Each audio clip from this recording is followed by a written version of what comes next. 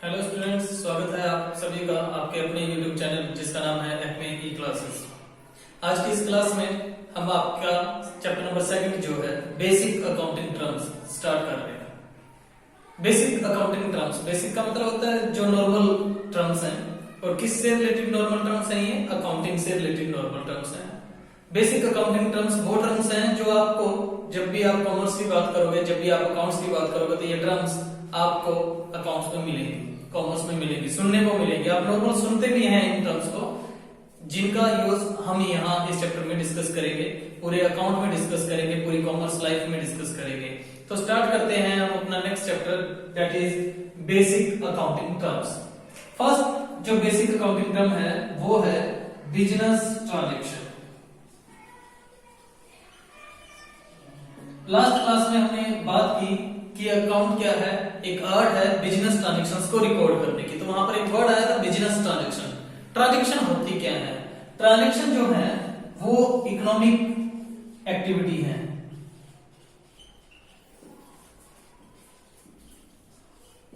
Economic activity है जो business की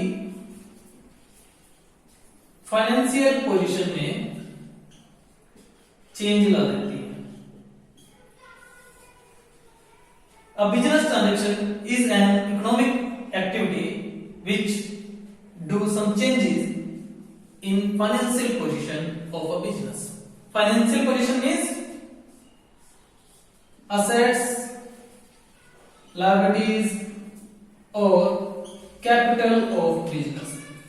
जो ट्रांजैक्शन होती है, एक बिजनेस की ट्रांजैक्शन है, वो क्या करती है? एक इकोनॉमिक एक्टिविटी है। इकोनॉमिक मतलब जिसको मनी की टर्म्स में कन्वर्ट कर सकते हैं। Can be measured in terms of money, money की फॉर्म में मेजर किया जा सकता है। बिजनेस की पोजीशन में चेंज ला देती है, यानी कि या तो बिजनेस की असेट्स चेंज होगी, या फिर बिजनेस की लायबिलिटी चेंज होगी, या फिर बिजनेस की कैपिटल चेंज होगी। तो उसे नाम देते हैं बिजनेस ट्रांजैक्शन का। ये जो ट्रांजैक्शन है इंटरनल भी हो सकती है और एक्सटर्नल भी हो सकती है। बिजनेस की इंटरनल भी हो सकती है और एक्सटर्नल भी हो सकती है। इंटरनल का मतलब जो बिजनेस के अंदर है, एक बिजनेस के अंदर है। जैसे असेट्स के ऊपर हमने क्या लगाया? डेप्रिसिएशन लगा दिया। तो डेप्रिसिएशन जो है एक मॉनेटरी आइटम है, उसे मनी की फॉर्म में कन्वर्ट किया जा सकता है। और असेट्स जो है वो भी बिजनेस के अंदर की है। इस असेट्स को यूज करने की वजह से उसके ऊपर जो वैल्यू डेप्रिसिएशन लगा है, असेट्स की वैल्यू को क्या कर रहा है? रिड्यूस कर रहा है। इसीलिए ये इंटरनल ट्रांजैक्शन है। एक्सटर्नल ट्रांजैक्शन क्या है?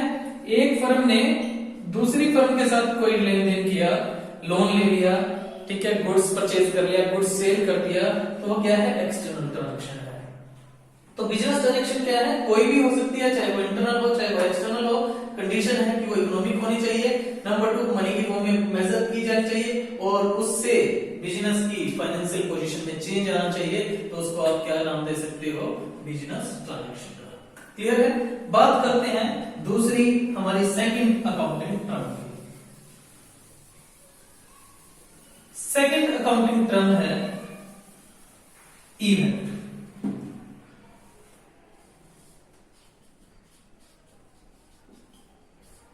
इवेंट परिणाम, घटना।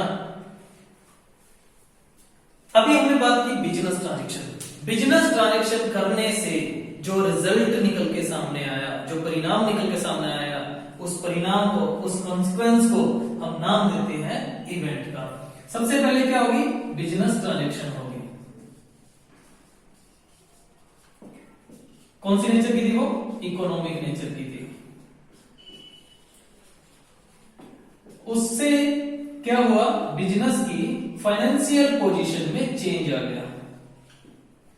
फाइनेंशियल पोजीशन में क्या आ गया? चेंज। क्या चेंज आया? वो रिजल्ट ही क्या कहलाता है? इवेंट कहलाता है। Business transaction consequence is known as the result of business transaction. The consequences of business transaction is known as event. क्या कहते हैं इसे? इवेंट कहते हैं। एग्जाम्पल के थ्रू समझेंगे। सपोज ए ने एक बिजनेस में 50,000 रुपीज इन्वेस्ट किए। उस 50,000 10,000 में से उसने 10,000 का क्या कर लिया, गुड्स जो है, मटेरियल जो है वो परचेज कर लिया।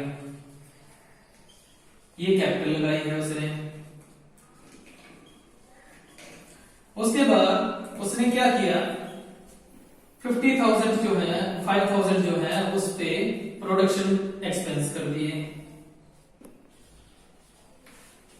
इस 10,000 में से 3/4 जो है उसने गुड्स जो है सेल कर दिया।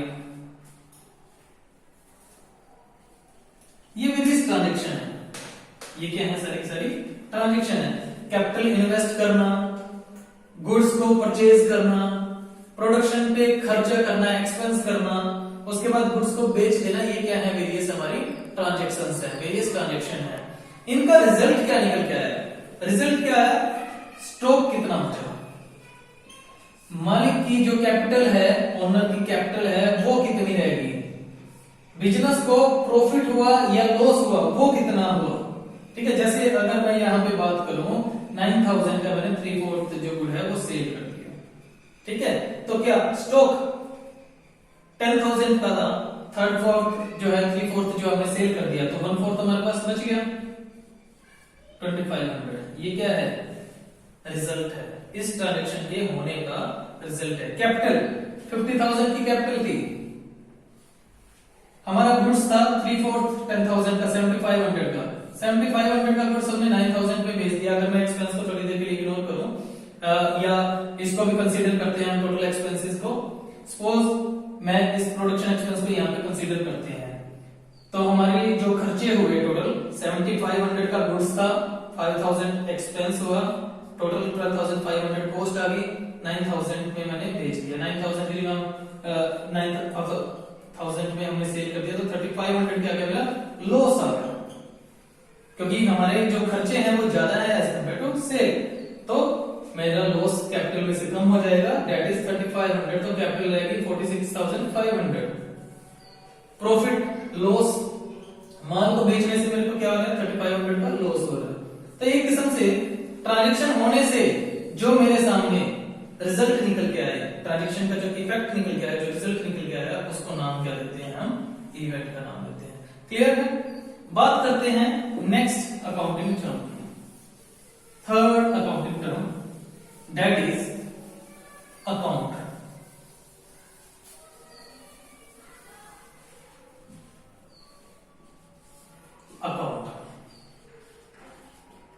अकाउंट है, अकाउंट एक प्लेस है जहां पर, it is a place where we classify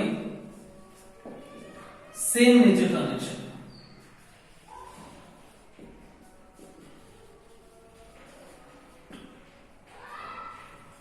account जो है लेजर का पार्ट है। जब हमने कल लास्ट क्लास में डिस्कस किया कि अकाउंटिंग साइकिल क्या है, कैसे ट्रांजेक्शन होती है, तो वहां पर हमारा लेजर वर्ड आया, अकाउंट वर्ड आया। तो अकाउंट क्या है, एक प्लेस है, it is a place, it is a part of ledger where we classify same nature transaction. एक जैसे ट्रांजेक्शंस को हम एक जगह पर राइट करते हैं। जैसे ये कोई बैंक है, बैंक में डेली सैकड़ों ट्रांजेक्शन होती हैं, काफी ट्रांजेक्शन होती हैं, लेकिन बैंक ने आपको क्या करता है, पासबुक दे रखी है। जैसे ही आप बैंक के पास गए, बैंक ने सीक्वेंस वाइज ट्रांजेक्शन की, लेकिन पासबुक में क्या है, सिर्फ और सिर्फ आपकी योर ओन ट्रांजेक्शन जो है वो लिखी गई है, बैंक की ट्रांजेक्शन नहीं लिखी हुई। दूसरे कस्टमर की उसकी पासबुक में लिखी होंगी, थर्ड कस्टमर की उसकी पासबुक में लिखी होंगी। यानी कि बैंक ने क्या करता है, एक पासबुक में एक पर्सन की सारी ट्रांजेक्शन लिखी हुई है। दुकानदार के पास चले जाओ, दुकानदार क्या करता है, एक रफ बुक लगा के रखता है। आप अपना एग्जांपल ले लो, आपने क्या करा, क्लासरूम में एक रफ नोटबुक लगाई जिसमें आपने क्या किया, हर सब्जेक्ट का वर्क किया। क्लियर है। बाद में घर जाके आपने फेयर नोटबुक लगाई, अकाउंट का काम अकाउंट की नोटबुक में, बिजनेस स्टडीज का काम बिजनेस स्टडीज की नोटबुक में, हिंदी का वर्क हिंदी की बुक में, इंग्लिश का वर्क इंग्लिश की बुक में। तो आपने क्या किया, हर एक चीज का एक अलग अकाउंट बना दिया कि भाई इंग्लिश का रिकॉर्ड देखना है तो इंग्लिश के अकाउंट में मिलेगा, अकाउंट का रिकॉर्ड देखना है तो अकाउंट के नोटबुक में मिलेगा। तो इस तरह से अकाउंट क्या है, एक प्लेस है जहां पर एक पर्सन से रिलेटेड, एक पर्टिकुलर थिंग से रिलेटेड सारी की सारी ट्रांजेक्शन जो सेम नेचर के एक जगह पर लिखी जाती हैं। ये एक किस्म से हमें हेल्प करता है किसी पर्टिकुलर आइटम का समरी तैयार करने में, समराइज करने में, समरी तैयार कर देता है। यानी कि जैसे दुकानदार डेली गुड्स जो है वो सेल कर रहा है, अचानक से उसके पास कोई पर्सन है, वो आ गया, वो कहता है कि मेरा बैलेंस बताओ कितना है, तो वो क्या करेगा सारे ट्रांजेक्शन देखेगा नहीं, वो फेक नोटबुक निकालेगा, एक का अकाउंट ओपन करेगा और बता देगा कि आपको इतने रुपए देने हैं। अब एक फर्दर डिटेल मांगता है कि मुझे किस किस चीज के देने हैं, तो वो डिटेल बता सकता है, कितनी तारीख को आपने ये मटेरियल खरीदा था, इस तारीख को आपने ये मटेरियल खरीदा और इतने पैसे आपने इस डेट को जमा करवा दिया, आज के डेट में इतना बैलेंस बचा हुआ है। तो इस तरह से अकाउंट क्या है, एक ऐसा प्लेस है जहां पर एक जैसी नेचर की ट्रांजेक्शन, एक पर्सन से रिलेटेड ट्रांजेक्शन एक जगह पर लिखी जाती है। क्लियर? अकाउंट्स को टी शेप के नाम से जाना जाता है। टी शेप, टी शेप क्यों? क्योंकि ये टी शेप की तरह नजर आते हैं। ये हमारी टी बन गई है, जिसके लेफ्ट हैंड साइड में वही कॉलम होते हैं जो राइट हैंड साइड में कॉलम होते हैं। लेफ्ट हैंड साइड पर debit side, right hand side पर credit side. Suppose furniture account है, पर्टिकुलर वर्ड लिखा होता है यहाँ पर, यहाँ पे अमाउंट लिखी होती है, यहाँ पे पर्टिकुलर, यहाँ पे अमाउंट। लेफ्ट हैंड साइड में टू वर्ड यूज कर लेते हैं, राइट हैंड साइड में बाय वर्ड यूज कर लेते हैं। ये फॉर्मेट नॉर्मल अकाउंट का होता है। डिटेल में फॉर्मेट हम जब हमारा लेजर का चैप्टर आएगा आगे फर्दर हम वहां डिस्कस करेंगे। फिलहाल ये टी शेप है, इसीलिए इसे टी शेप के नाम से जानते हैं। नाम जैसे इसका फर्नीचर है तो इसमें सिर्फ और सिर्फ फर्नीचर की ही ट्रांजैक्शन लिखी जाएगी।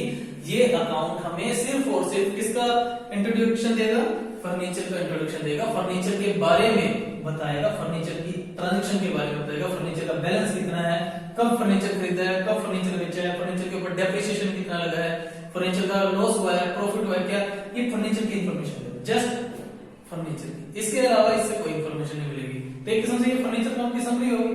फर्नीचर अकाउंट को क्लासिफाई किया गया है इसके अंदर एक प्लेस पे, ये फर्नीचर का क्या है, अकाउंट है। क्लियर है? बात करते हैं नेक्स्ट अकाउंटिंग टर्म की, जिसका नाम है हमारा capital.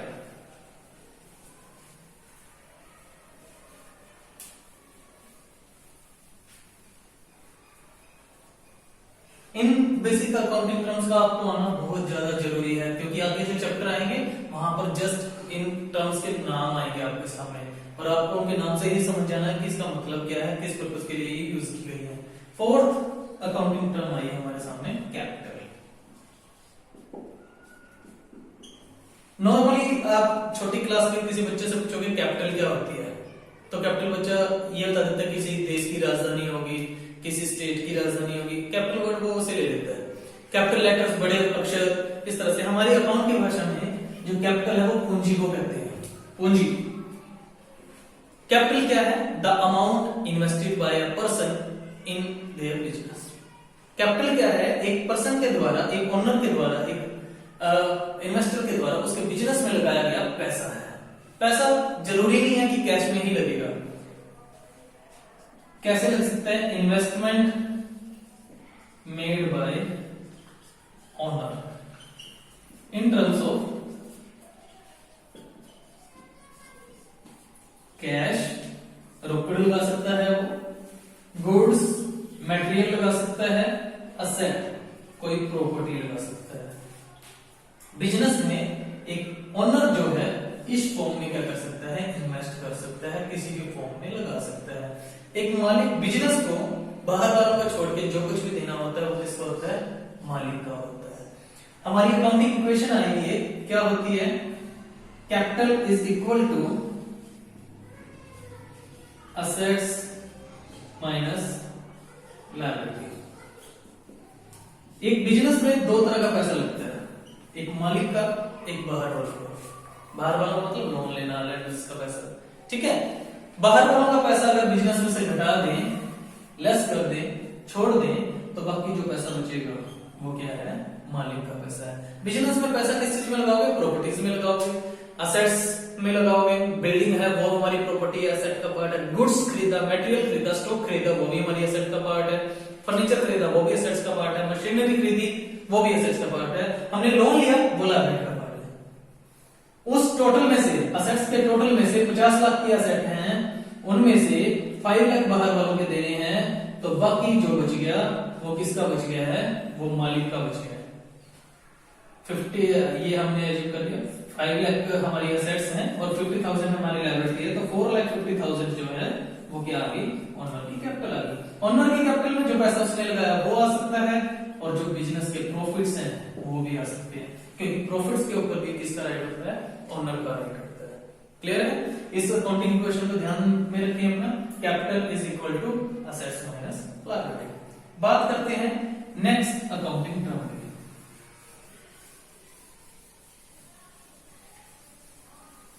Fifth accounting term drawings. आहरण कहते हैं इसे हम हिंदी में, आहरण निकालना। ड्रॉइंग्स क्या है, जब बिजनेस का ओनर बिजनेस से पर्सनल यूज के लिए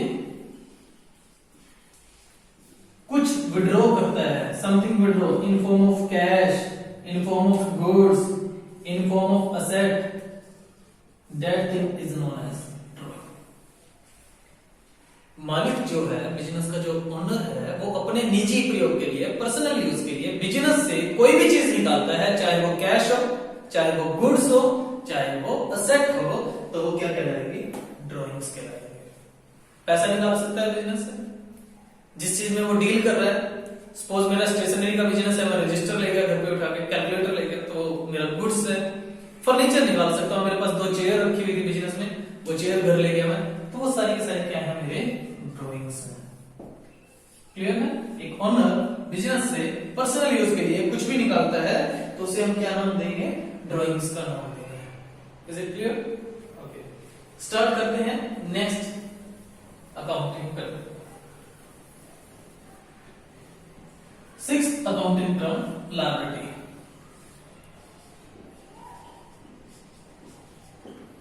अभी हमने कैपिटल में बात की, एक बिजनेस को, आउटसाइडर्स को, बाहर वालों को जो कुछ भी पे करना है, पेएबल अमाउंट है, ड्यू है, उसे हम नाम देते हैं लायबिलिटीज का। अभी हमने कहा बिजनेस में कितने तरह का पैसा लगता है, 2 तरह का पैसा लगता है, एक ओनर का और एक आउटसाइडर लेंडर्स का। ओनर्स के पैसे को भी बिजनेस की लायबिलिटी ही माना जाता है। जो बिजनेस में मालिक ने पैसा लगाया है, बिजनेस के व्यू से, पॉइंट ऑफ व्यू से वो लायबिलिटी ही है, लेकिन ओनर ने लगा रखा है, तो वो हम आगे कंसेप्ट आएगा, प्रिंसिपल आएगा, वहां डिस्कस करेंगे, वो भी लायबिलिटी का पार्ट है। लेकिन बिजनेस को जो बाहर वालों को देना है, वो क्या होती है, बिजनेस की लायबिलिटीज होती है। The amount which are due, which are owed by the business is known as liability for business. Liability जो होती है 3 टाइप्स की होती है। Non current liability, non current liability, non current का मतलब फिक्स लायबिलिटी, फिक्स लायबिलिटी का मतलब long term liability. Okay, second आई करंट लायबिलिटी या फिर short term liability, and third है कॉन्टिंजेंट लायबिलिटी।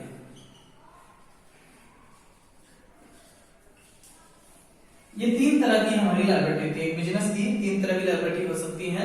फर्स्ट वन आई नॉन करंट लायबिलिटी, दीर्घकालीन, fix liability, स्थिर, स्थायी। ओके, नॉन करंट जो चालू नहीं है। नॉन करंट लायबिलिटी वो लायबिलिटी होती है, फिक्स लायबिलिटी वो लायबिलिटी होती है जिनकी पेमेंट जो है एक फर्म, एक बिजनेस, एक कंपनी 1 साल से ज्यादा समय की बात करते हैं, 2 या 5, 10, 20 सालों में करती है, which are due after long term time period, जो लंबे समय के लिए ली गई है। जैसे बैंक से लोन लिया है, मॉर्गेज लोन लिया है कोई, मॉर्गेज लोन का मतलब कोई चीज गिरवी रख के, बंधक रख के लिया है। डिबेंचर्स, ये वर्ड मिलेंगे आपको आगे, डिबेंचर्स, ये सारे के सारे क्या है, लॉन्ग टर्म लोन है। क्या कभी आपने किसी बैंक को देखा है जो 2 दिन के लिए, 4 दिन के लिए, महीने के लिए लोन देता हो? बैंक नॉर्मली क्या करता है, 1 साल से ज्यादा समय के लिए लंबा लोन देता है, लंबे टाइम के लिए लोन देता होता है। मॉर्गेज लोन, क्या किसी को आपने देखा कोई प्रॉपर्टी मॉर्गेज करके 1 दिन के लिए 2 दिन के लिए लोन लेते हुए देखा हो?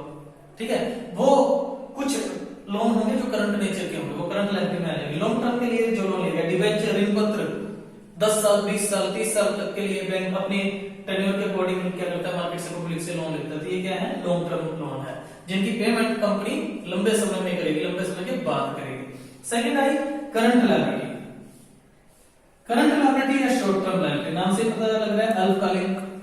करंट लायबिलिटी वो लायबिलिटी होती हैं जिनका भुगतान जो है, जिनकी पेमेंट जो है company with in a year, 1 year के अंदर, एक अकाउंटिंग पीरियड के अंदर कर देती है। यानी कि जो वर्ष चल रहा है उसी के अंदर कंपनी क्या करती है, इसकी पेमेंट कर देती है। तो उस लायबिलिटी को हम नाम देते हैं करंट लायबिलिटी। जैसे कि creditors, bills payable, overdraft,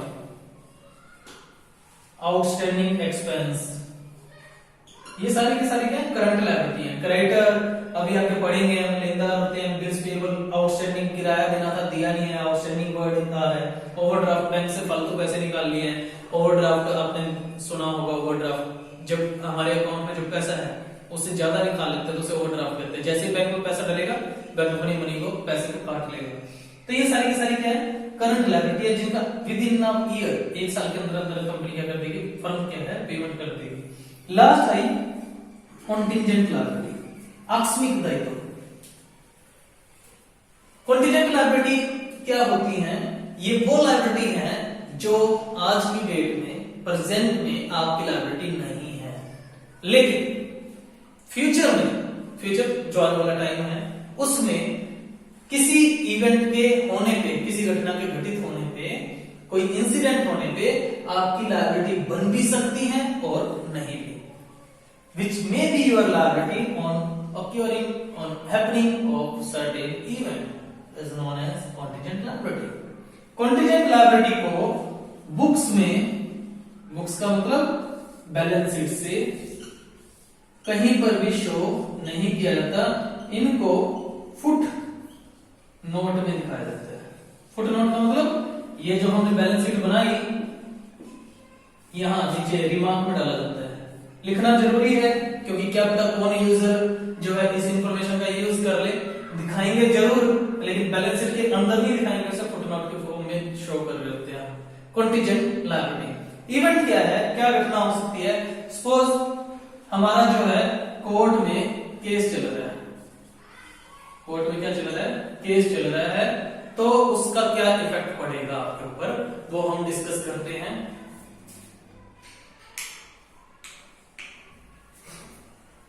court case चल रहा है, कोर्ट केस, एम्प्लॉइज का ने क्या कर रखा है, कंपनी के ऊपर क्लेम कर रखा है, कंपनी के ऊपर केस कर रखा है, तो उसका इफेक्ट क्या पड़ेगा।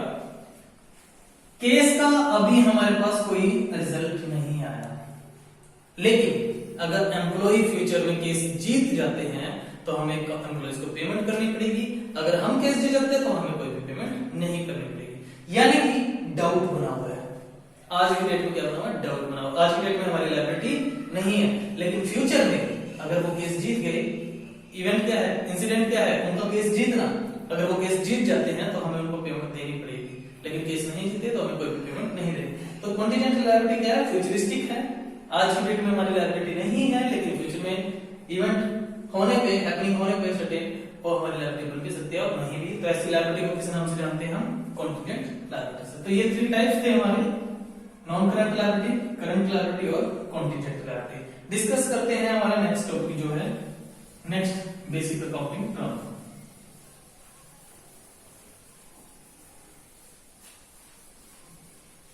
नेक्स्ट इंपोर्टेंट जो बेसिक अकाउंटिंग टर्म है वो है असेट।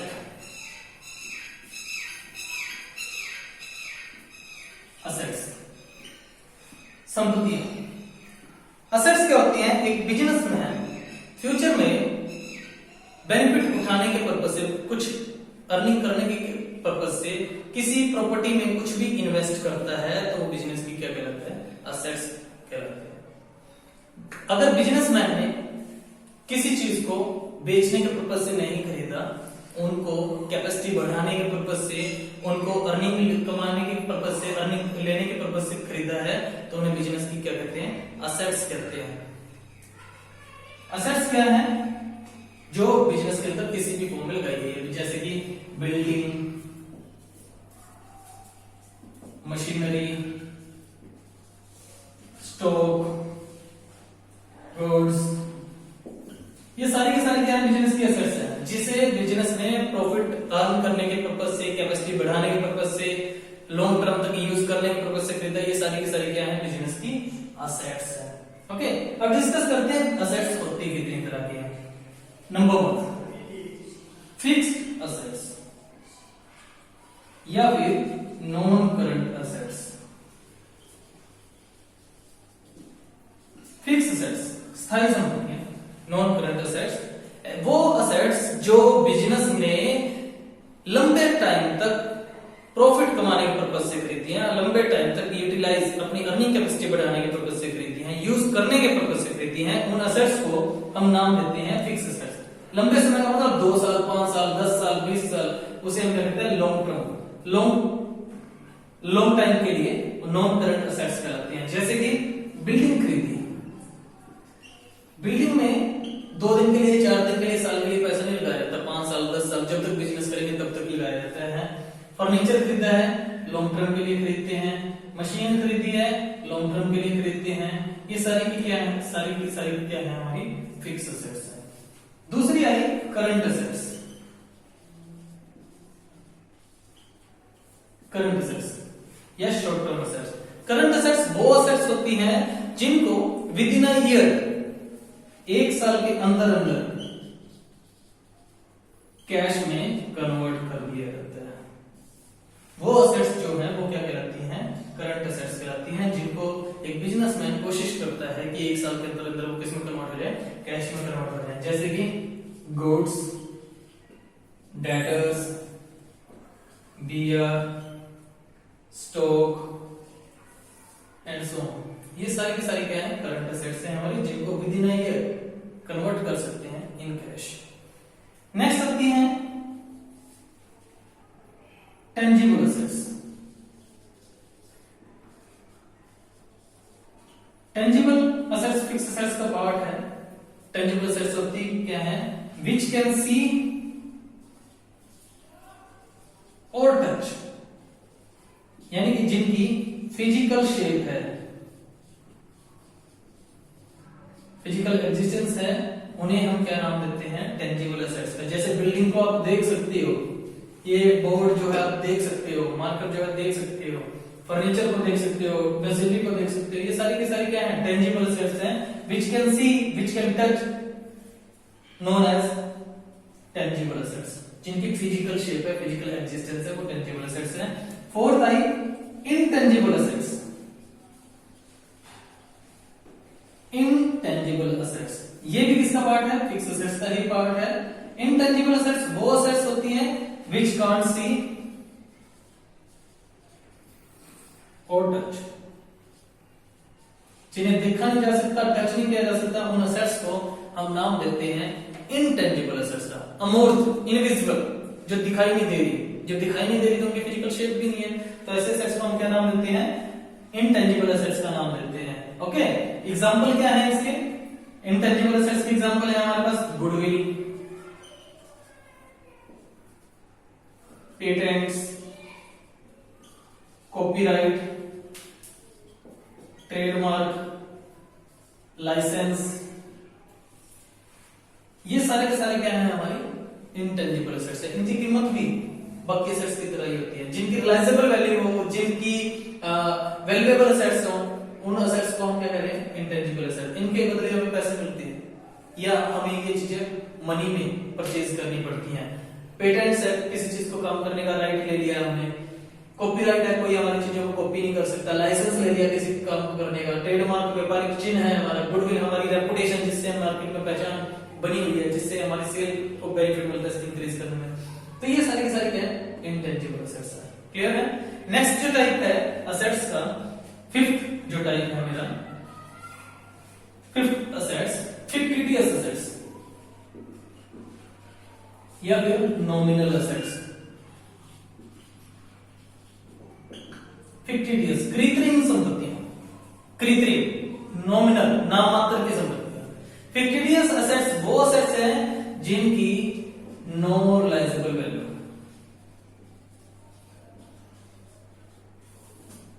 इन फ्यूचर। हमने आज इसके ऊपर खर्चा कर दिया, लेकिन इनका बेनिफिट जो है आने वाले कई सालों तक तो मिलेगा, लेकिन फ्यूचर में इनको बेचकर, इनको सेल करके हम पैसा प्राप्त नहीं कर सकते। तो ऐसी असेट्स को फिक्टिटियस असेट्स या नॉमिनल असेट्स कहते हैं, क्योंकि इनके ऊपर काफी ज्यादा खर्चा करती है एक फर्म, एक कंपनी, इसलिए उनको असेट्स की तरह शो कर रही होती है, लेकिन कोई रियलाइजेबल वैल्यू नहीं है। तो ये असेट्स कौन सी होती हैं? Fictitious assets. जैसे कि एडवर्टीजमेंट,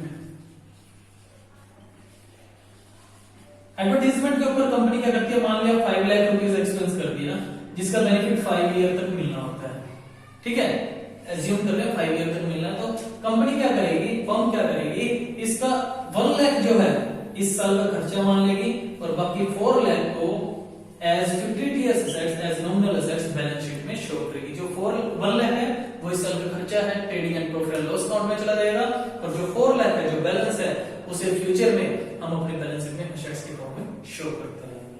क्लियर? नेक्स्ट जो टाइप आया, 6th टाइप असेट्स का, 6th टाइप वेस्टिंग असेट्स, क्षयशील संपत्तियां, वेस्टिंग असेट्स। वेस्टिंग असेट्स वो असेट्स होती हैं जो टाइम एक्सपायर होने के साथ साथ, यूजेज के साथ साथ खत्म होती चली जाती हैं। जैसे जैसे जैसे आप कंजप्शन करते रहोगे उनकी वैल्यू खत्म होती चली जाएगी। जैसे lease oil wells, coal mines, lease property, ये क्या है? सारी सारी वेस्टिंग असेट्स हैं। तेल के कुएं से तेल निकालो तो कुएं की वैल्यू खत्म होगी, ठीक है, तो वो कौन सी है? वेस्टिंग असेट्स है। कोल माइंस, कोयला, कोयले की खाने जो है, कोयला निकाला जो आप माइन जो है खाली होती जा रही, तो वो क्या है? वेस्टिंग असेट्स का पार्ट है। लीज प्रॉपर्टी, पट्टे पे जमीन लेना, जमीन जो है किराए पे ले लेना, 1 साल के लिए ली है, 6 महीने बाद उसकी वैल्यू कम होगी। सपोज हमने 50,000 को कोई जमीन ले ली है, 6 मंथ बाद उसकी वैल्यू 25,000 रहेगी, और आफ्टर 1 ईयर उसकी वैल्यू हमारे लिए क्या हो गया? 0 हो गया।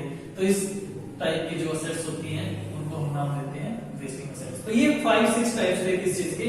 असेट्स के, जिनको बिजनेस में फ्यूचर में प्रॉफिट अर्न करने के पर्पज से, या यूज करने के पर्पज से, या कैपेसिटी को बढ़ाने के पर्पज से परचेज किया है। तो ऐसे असेट्स को हम नाम देते हैं असेट्स। कितने तरह की हैं? Fix, current, tangible, intangible, fictitious और वेस्टिंग असेट्स। क्लियर है? बात करते हैं नेक्स्ट अकाउंटिंग टर्म की। आपने अपने सराउंडिंग किसी बिजनेस की वेरियस असेट्स के बारे में नोट करना है, बनाना है कि आपको क्या क्या एक बिजनेस की असेट्स लगती हैं, कौन सी हो सकती है। तो एक लिस्ट तैयार करें ताकि आपको आइडेंटिफाई करने में, समझने में उनकी क्या हेल्प करे। नेक्स्ट जो बेसिक अकाउंटिंग टर्म आती है हमारी, वो है कैपिटल रिसीप्ट और रिवेन्यू रिसीप्ट। कैपिटल रिसीप्ट और रिवेन्यू रिसीप्ट। कैपिटल रिसीप्ट पूंजीगत प्राप्तियां, रिवेन्यू रिसीप्ट आयगत प्राप्तियां। कैपिटल रिसीप्ट क्या होती हैं? ये कैजुअल इन नेचर होती है, कैजुअल इन नेचर, ये रूटीन नेचर की होती है, रूटीन में मिलने वाली होती है, रेगुलर नेचर की होती है, रिकरिंग नेचर की होती है, बार बार होने वाली। ये नॉन रिकरिंग है।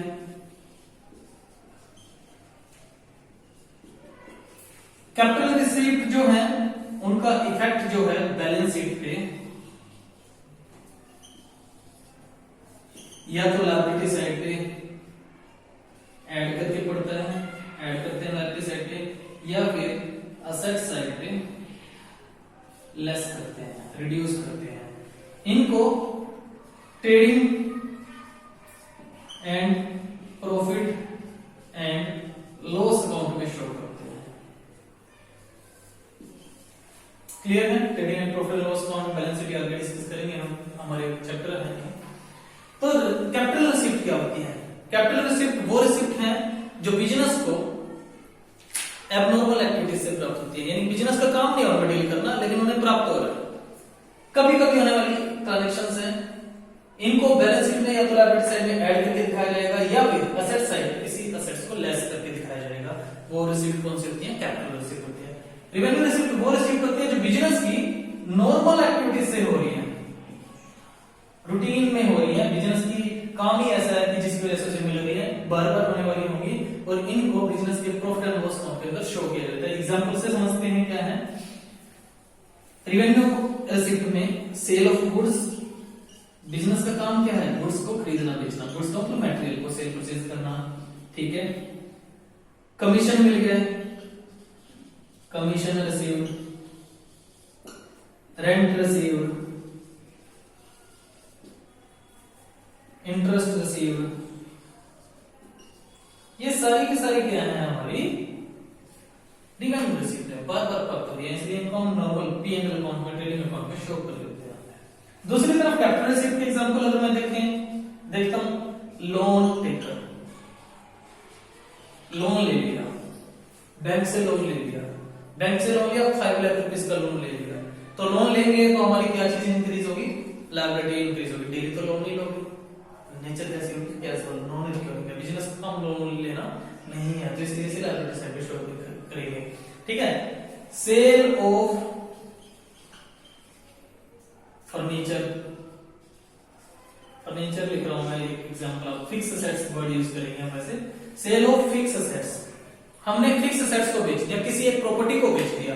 डेली तो आप प्रॉपर्टी नहीं बेचोगे तो आपको प्रॉफिट लॉस जो हो रहा है वो नहीं होगा। नंबर 2, फर्नीचर बेचोगे तो असेट्स की वैल्यू क्या हो रही है? डिक्रीज हो रही है, और ये कैसी रिसिप्ट है? कैपिटल रिसिप्ट है। क्लियर है? रिवेन्यू रिसिप्ट वो रिसिप्ट होती है जो रेगुलर नेचर की होती है, बार बार बिजनेस की नॉर्मल एक्टिविटीज होती है, और कैपिटल रिसिप्ट वो रिसिप्ट होती है जो कभी कभी होंगी बिजनेस में, या तो बैलेंस शीट में लायबिलिटी साइड को इंक्रीज करेंगी या असेट साइड को क्या करेंगे? डिक्रीज। इसके एग्जांपल है गुड्स को बेचना, कमीशन रिसीव करना, रेंट रिसीव करना, इंटरेस्ट रिसीव करना, ये इसके एग्जांपल है।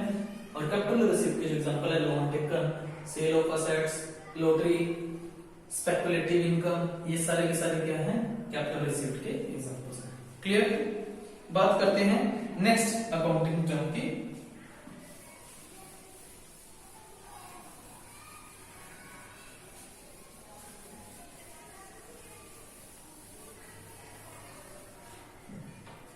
लाइव स्टॉक, एक नंबर के हिसाब से कई बार लाइव स्टॉक पूछ लेता है। लाइव स्टॉक क्या है? जीवित रहतिया, जिंदा माल। लाइव स्टॉक क्या होता है? जिंदा माल या लाइव स्टॉक वो थिंग है जिनमें लाइव जो गुड्स जो है, जो आइटम जो है सर्वाइविंग है। जैसे बहुत से आपने बिजनेस देखे होंगे जहां पर हॉर्स एंड कार्ट्स जो फेलोज हैं इनमें डील किया जाता है, गोड्स हैं, तो वो जो स्टॉक है वो क्या है? उनका लाइव स्टॉक है। हॉर्स, काउज, गोड्स, ये क्या है? बिजनेस के लाइव स्टॉक है, ठीक है। दूसरा है डेथ स्टॉक, जिनमें कोई जान नहीं होती, इनमें क्या है? जान है, ठीक है। डेथ स्टॉक में क्या है? Furniture, building, non living things है। स्टॉक, मशीन, ये सारी की सारी क्या किसका पार्ट है? डेथ स्टॉक का पार्ट है। क्लियर है? लाइव स्टॉक और डेथ स्टॉक। लाइव स्टॉक जिनमें जान होती है, जिन प्रोडक्ट्स में, जिन गुड्स में, असेट्स में, हॉर्स, काउस, गोट्स, जैसे डेयरी बिजनेस है, डेयरी बिजनेस में काउ, बफेलोस, ये गोट्स, ये सारी हो सकती हैं, ठीक है। रेसेस का बिजनेस है, उसमें हॉर्स हो सकते हैं, कैमल्स हो सकते हैं, तो वहां पर हम क्या करते हैं? लाइव स्टॉक का पार्ट है। क्लियर है? इसके बाद बात आती है नेक्स्ट, डिस्काउंट, छूट। जब हम किसी प्रोडक्ट को उसके प्राइस से कम में खरीदते हैं या कम में बेचते हैं, तो उस जो कम वाली वैल्यू है उसका हम नाम देते हैं डिस्काउंट का। डिस्काउंट उसके एमआरपी से किसी चीज को कम या ज्यादा में लेना बेचना क्या कहलाता है? डिस्काउंट कहलाता है। डिस्काउंट जो होती है दो तरह की है, इंपॉर्टेंट रहेगा, न्यूमेरिकल क्वेश्चन में भी आ सकता है ये आगे। फर्स्ट है ट्रेड डिस्काउंट और सेकंड है कैश डिस्काउंट, व्यापारिक छूट और नगद छूट। ट्रेड डिस्काउंट सभी टाइप्स के कस्टमर्स को दी जाएगी, ऑल कस्टमर्स को दी जाएगी, इसका मेन पर्पज जो होता है सेल को मैक्सिमाइज करना होता है, चाहे वो कैश में हो चाहे वो क्रेडिट में हो। अब मार्केट में जाते हो, दुकान के बाहर से निकलते हो तो आपने देखा 50% ऑफ, 70% ऑफ, 80% ऑफ, ये वर्ड लिखे मिलते हैं आपको। तो आप 50% ऑफ देख के सीधा दुकान के अंदर, 70% ऑफ देख के सीधा दुकान के अंदर। उनका मेन पर्पज क्या है? सेल को मैक्सिमाइज करना है, ज्यादा से ज्यादा कस्टमर्स को अपनी तरफ अट्रैक्ट करना है। ये हर तरह के कस्टमर को दी जाएगी, चाहे वो नगद में खरीदे चाहे वो उधार में खरीदे, हर तरह के कस्टमर को दी जाएगी। जैसे 50% ऑफ लिख दिया तो जो एमआरपी होगा, जो भी रेट होगा, उसको 50% हर किसी को मिलना है। ट्रेड डिस्काउंट, ट्रेड डिस्काउंट को बुक्स में, जो बुक्स हम बनाएंगे, रिपोर्ट्स जो बनाएंगे, उसमें शो नहीं किया जाता। इसको लेस करने के बाद ही जो आता है उसी के ऊपर बिलिंग होती है, उसी के ऊपर काम किया जा रहा होता है। तो ट्रेड डिस्काउंट जो होती है उसके बाद की बिलिंग अमाउंट को ही रिपोर्ट में मेंशन किया जाता है। दूसरी आती है कैश डिस्काउंट। कैश डिस्काउंट का मेन पर्पस जो होता है वो कैश सेल को बढ़ाना होता है।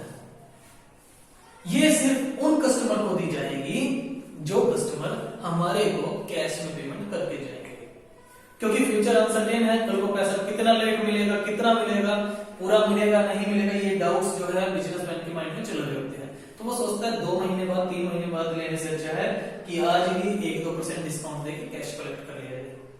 तो इसीलिए ये डिस्काउंट सिर्फ और सिर्फ उस कस्टमर को दी जाएगी जो कैश में खरीद रहे हैं। यानी कि ट्रेड डिस्काउंट के अलावा जो कैश में परचेज करने वाले हैं उनको कैश डिस्काउंट भी मिलती है। इस डिस्काउंट को बुक्स में शो किया जाएगा, दिखाएंगे। अगर हमें डिस्काउंट मिली है तो हमारी इनकम है, अगर हमने डिस्काउंट दी है तो हमारे लिए खर्चा है। तो इस तरह से ये डिस्काउंट का ट्रीटमेंट किया जाएगा। तो प्यारे बच्चों, आज हमने कुछ 8-10 जो है अकाउंटिंग टर्म डिस्कस की है। यहाँ पर एक बार जल्दी से आपको बता देता हूँ कौन कौन सी हमने अकाउंटिंग टर्म की है। नंबर 1 हमने डिस्कस किया बिजनेस ट्रांजेक्शन को, जो एक इकोनॉमिक ट्रांजेक्शन है, इकोनॉमिक एक्टिविटी है जो बिजनेस की पोजीशन में चेंज लाती है, फाइनेंशियल पोजीशन में। सेकंड नंबर पे हमने डिस्कस किया इवेंट का, एक बिजनेस ट्रांजेक्शन का जो रिजल्ट आता है उसको हमने नाम दिया इवेंट का। थर्ड नंबर पे हमने डिस्कस किया अकाउंट को, अकाउंट एक प्लेस था जहां पर एक जैसे ट्रांजेक्शन को एक ही स्थान पर लिखा जाता है। ओके, नंबर 4 पे हमने डिस्कस किया कैपिटल को, एक ओनर ने बिजनेस में जो कुछ भी इन्वेस्ट किया है in form of goods, in form of cash, in form of asset known as capital. Number 5 पे हमने डिस्कस किया ड्राइंग्स, बिजनेस के ओनर ने बिजनेस से कुछ भी निकाला है पर्सनल पर्पस के लिए, उसे हम बिजनेस की क्या कहते हैं, ड्राइंग्स कहते हैं। नेक्स्ट हमने डिस्कस किया लायबिलिटी को, बिजनेस को बाहर वालों को जो कुछ भी देना है वो बिजनेस की क्या है, लायबिलिटीज। लायबिलिटी 3 टाइप्स की डिस्कस की, नॉन करंट, करंट और कॉन्टिजेंट। उसके बाद बात की हमने असेट्स की। असेट्स के अंदर हमने डिस्कस किया कि जो बिजनेस ने प्रॉफिट अर्न करने के पर्पस से या कैश रिसीव करने के पर्पस से कुछ भी खरीदता है लॉन्ग टर्म के लिए या शॉर्ट टर्म के लिए, वो क्या है, बिजनेस की असेट्स है। असेट्स को हमने 6 टाइप्स में 6 पार्ट्स में डिवाइड किया, current assets, non current assets, tangible, intangible, fictitious और वेस्टिंग असेट्स। उसके बाद हमने बात की कैपिटल रिसिप्ट और रेवेन्यू रिसिप्ट की, जो शॉर्ट टर्म के लिए मिल रही है, रूटीन में मिल रही है, वो क्या है, रेवेन्यू रिसिप्ट। जो कैजुअल नेचर की है, बिजनेस की नॉर्मल एक्टिविटीज से मिल रही है, बैलेंस शीट पे इफेक्ट डाल रही है, वो कौन सी रिसिप्ट थी, कैपिटल रिसिप्ट। उसके बाद बात की हमने लाइफ स्टॉक की, बिजनेस में जो सर्वाइविंग थिंग्स हैं, जो लिविंग थिंग्स हैं, वो क्या है, लाइफ स्टॉक का पार्ट है, जैसे हॉर्स, काउस, गोट्स, फेलोज। उसके बाद डेथ स्टॉक, जो नॉन लिविंग थिंग्स हैं like furniture, building stock, machinery, ये डेथ स्टॉक का पार्ट है। उसके बाद हमने बात की डिस्काउंट की, बिजनेस में सेल को मैक्सिमाइज करने के लिए 2 तरह की डिस्काउंट दी जा सकती हैं, trade discount, cash discount. Trade discount सभी कस्टमर्स को अवेलेबल होती है, सभी को मिलती है, और कैश डिस्काउंट केवल उन कस्टमर को मिलेगी जो कैश में पे करते हैं। ट्रेड डिस्काउंट का उस पर कोई फर्क नहीं पड़ता, शो नहीं करते। कैश डिस्काउंट को बिजनेस की इनकम और एक्सपेंस की तरह ट्रीट करके शो करेंगे। तो बाकी की जो अकाउंटिंग टर्म है प्यारे बच्चों, हम अपनी नेक्स्ट वीडियो में आप लोगों के साथ डिस्कस करेंगे। इन अकाउंटिंग टर्म से रिलेटेड आपका कोई सजेशन हो, कोई क्वेरी हो, तो आप नीचे हमें कमेंट बॉक्स में मेंशन करके बता सकते हैं। ठीक है, थैंक यू स्टूडेंट्स।